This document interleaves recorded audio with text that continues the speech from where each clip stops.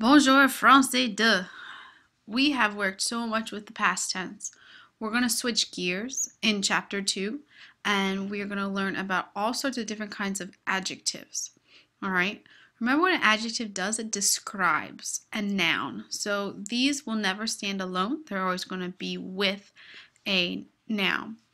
Now, demonstrative adjective is just a really fancy way of saying simple words that we use every day.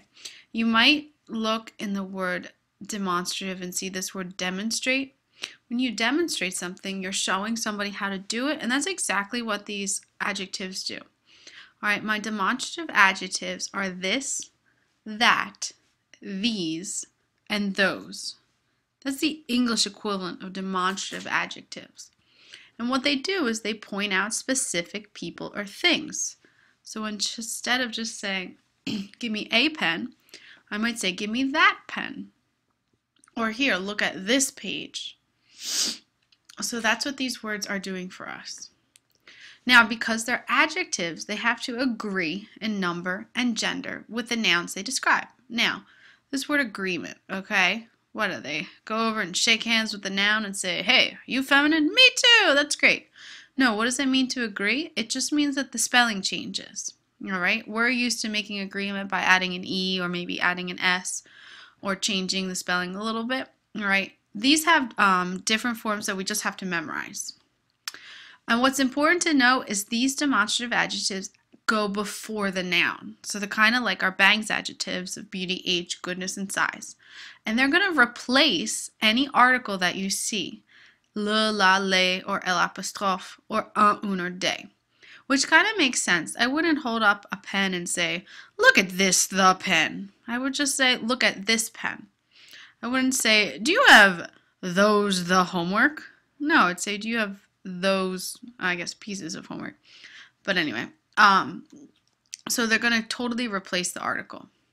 All right, here's the most important part. What are my demonstrative adjectives?